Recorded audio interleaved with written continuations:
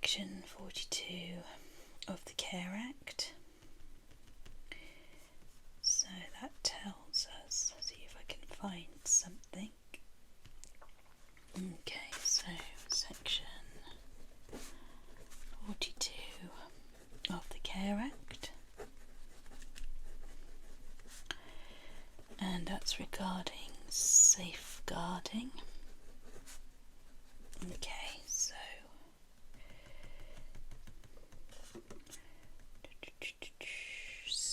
the Care Act requires that each local authority must make inquiries. So local authorities must make inquiries if it believes an adult is experiencing or at risk of abuse or neglect. Okay, so when an allegation, an inquiry must take place. So the safeguarding inquiry the aims of the inquiry is to establish the facts, ascertain the adult's wishes or views,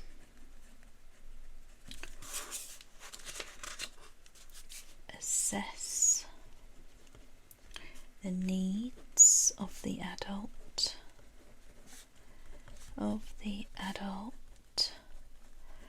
for protection, support and redress, and how they might be met.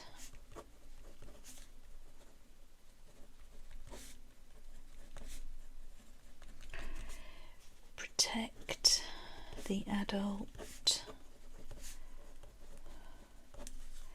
from abuse or neglect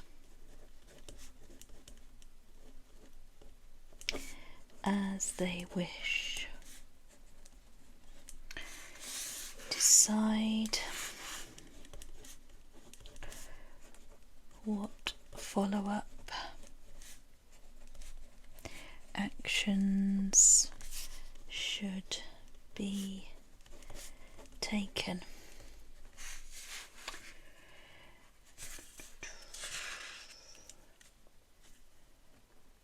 Enable the adult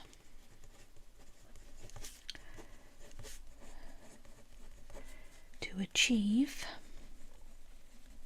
resolution and recovery. Okay, let's click down. Okay, I think that will do on that section. So now I'm just going to have a look for the Mental Capacity Act.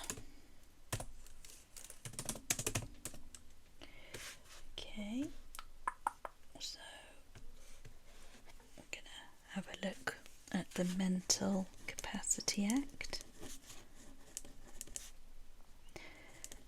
If I can spell capacity.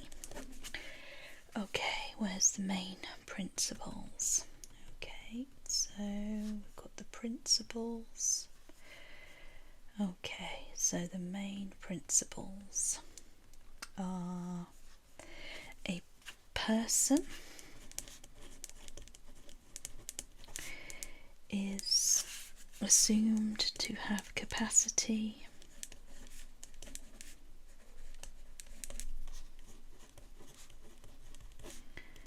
unless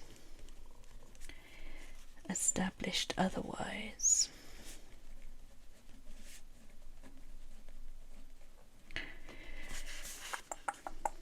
A person is not treated as unable to make decisions unless all practicable steps have been taken.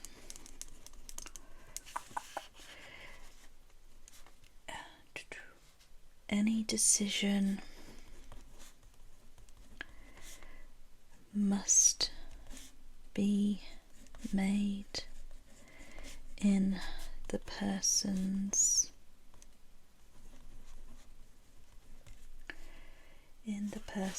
best interests.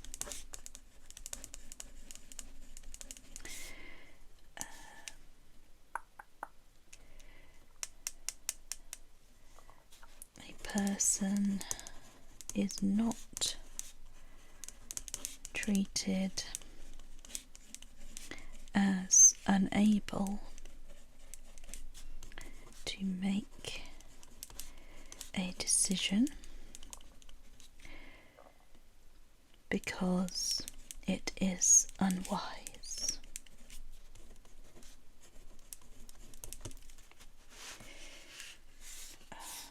Okay, before the act or decision is done, must regard the least restrictive. So any decision made must be the least restrictive option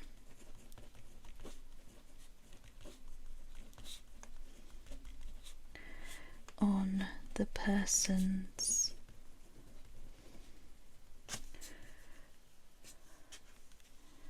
rights and freedoms.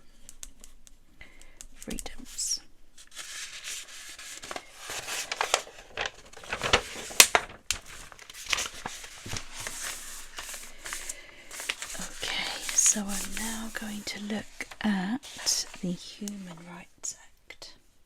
Okay, in social care. So the Human Rights Act in social care. So the Human Rights Act. Human Rights Act. So it says here, Human Rights Act plays a crucial role in social care by ensuring that individual rights are respected and protected. So individual rights are respected and protected.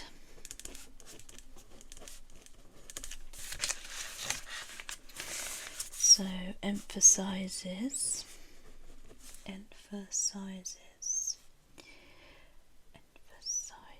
can't think how you spell emphasizes the importance of autonomy, dignity and privacy. The Act mandates that care providers must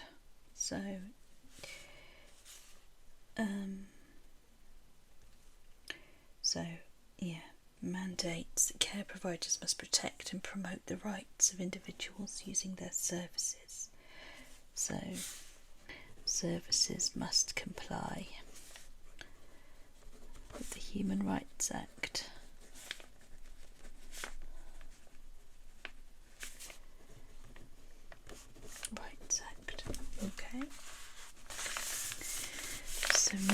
I'm going to look at the Care Act.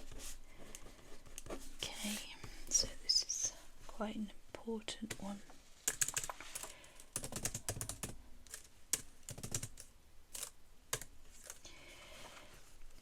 So I need an overview of the Care Act. So it was enacted to simplify and consolidate existing laws regarding adult social care. It received royal assent on the 14th of May 2014, came into effect April 2015. The Act aims to ensure that individuals receive the care and support they need while promoting. So, receive care and support.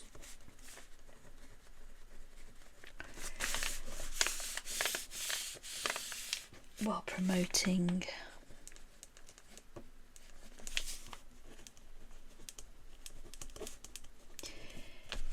well-being and independence. Okay. So key provisions. So let's put some key provisions. So assessment of needs.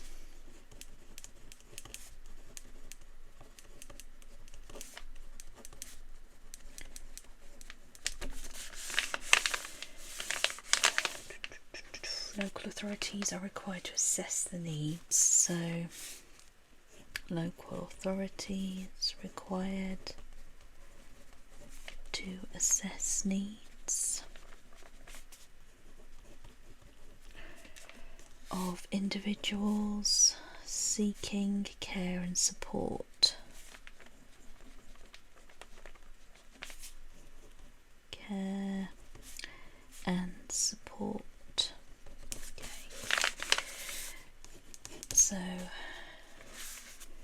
eligibility criteria.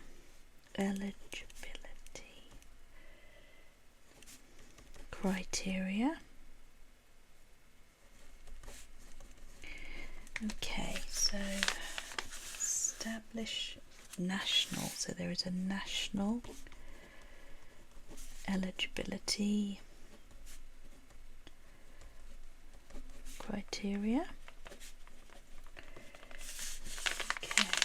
So this ensures a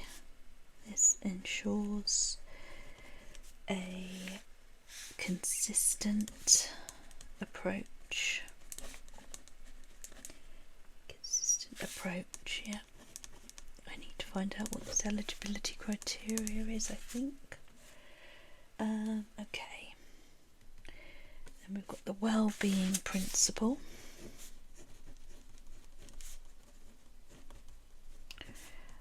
Well-being principle.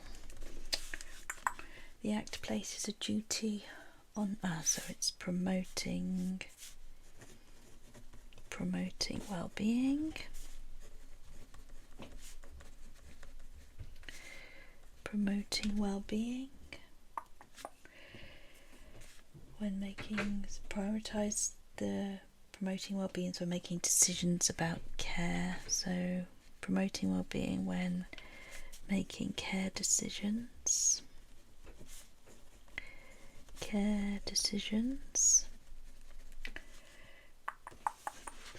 The principle emphasises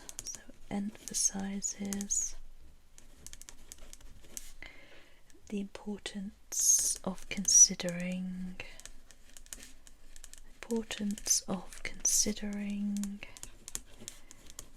overall quality of life.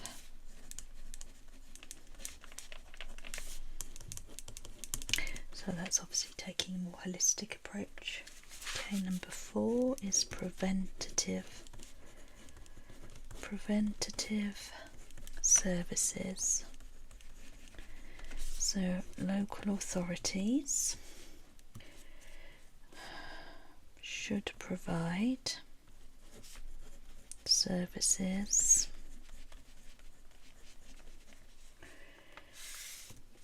prevent the development of care needs or delay deterioration,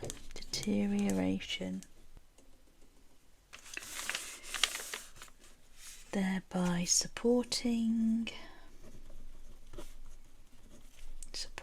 independence.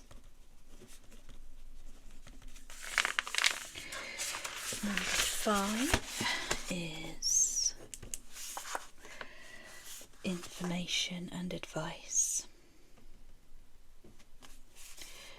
Information and advice. So provide comprehensive, so providing comprehensive information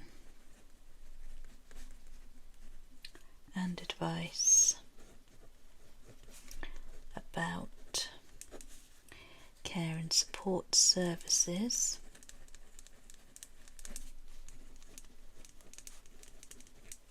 available, helping people to make informed choices.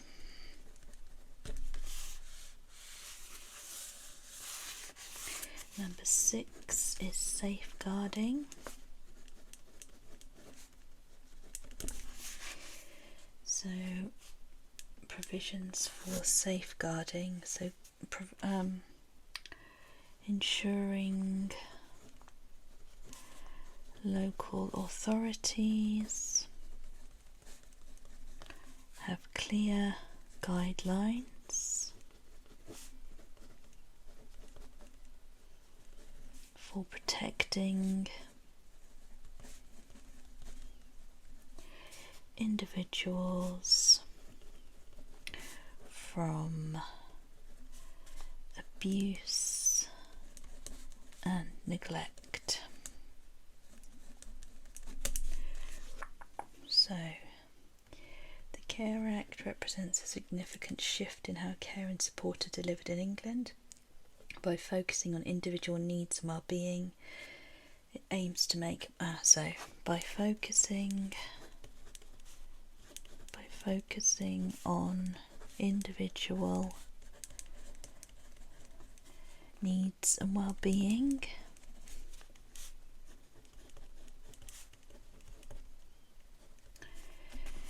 it aims to create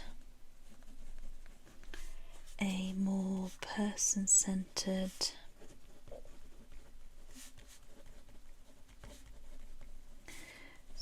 approach. My writing's getting worse and worse. To care. Okay, the Act also seeks to simplify the legal framework surrounding care, making it easier for individuals to understand their rights. So easier for people to understand their rights. It's a crucial piece of legislation that's transformed the landscape of adult social care, emphasising the importance of well-being, prevention, individual rights. It provides a framework, so it's a framework for local authorities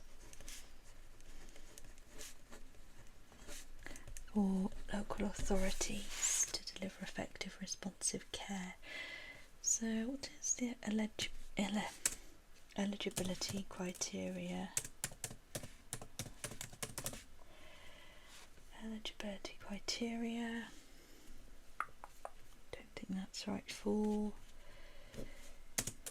social care.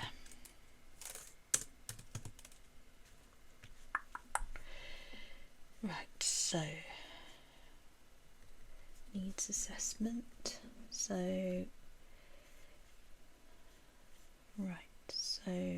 eligibility criteria.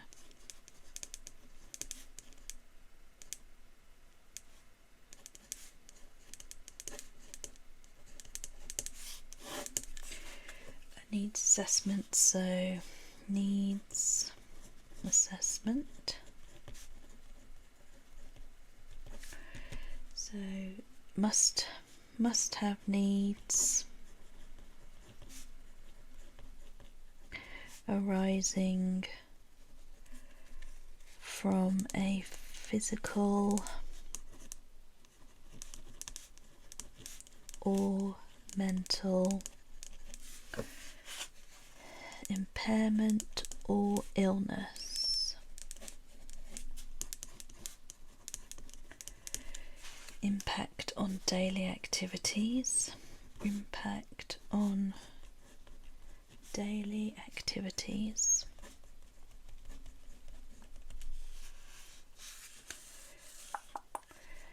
So needs must prevent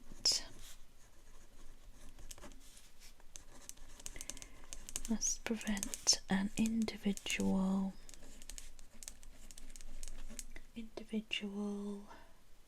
from achieving two or more essential outcomes,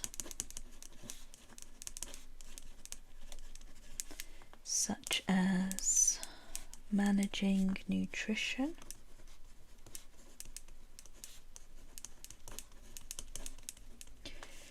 hygiene, or maintaining personal safety, which would significantly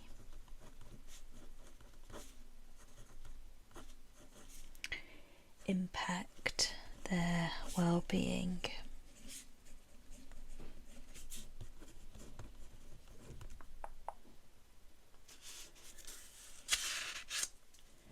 So the criteria is standardised under the Care Act.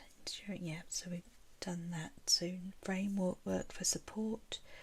So it serves as a framework to determine whether an individual's assessed care and support meets the threshold. So framework for support. So it's to determine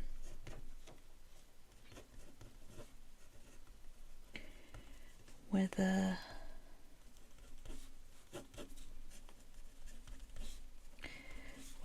the needs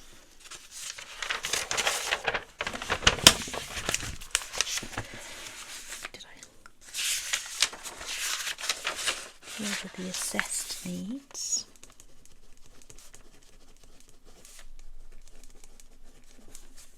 meet the threshold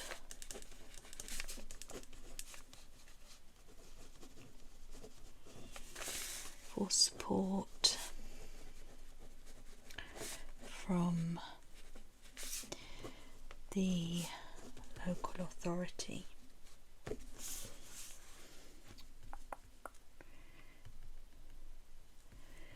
Okay, so that's the eligibility criteria for social work.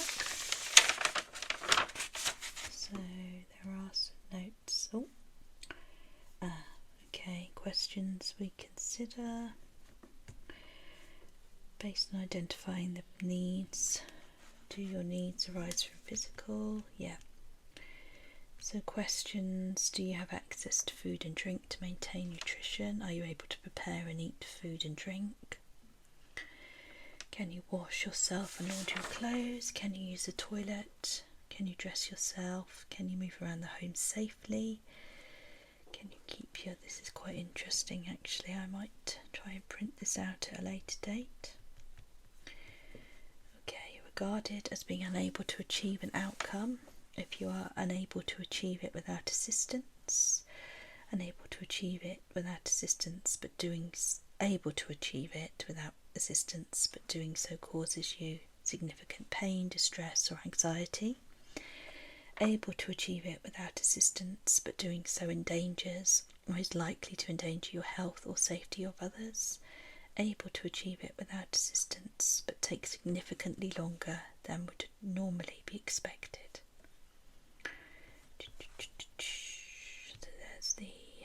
So assessing your needs, so an assessment, interesting. So that goes back to that, financial planning or support, assessing your needs. So the national eligibility criteria, I think that's where I've just been, yeah, okay. So if we go back to assessing your needs, whether we think your needs must be how they impact your well-being and the outcomes you want to achieve. The assessment shows you're eligible for our support. We will work with you to develop your support plan. We will also carry out a financial assessment.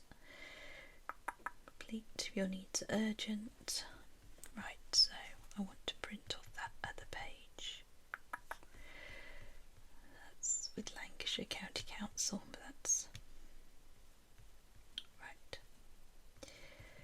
Okay, so I'm going to leave that.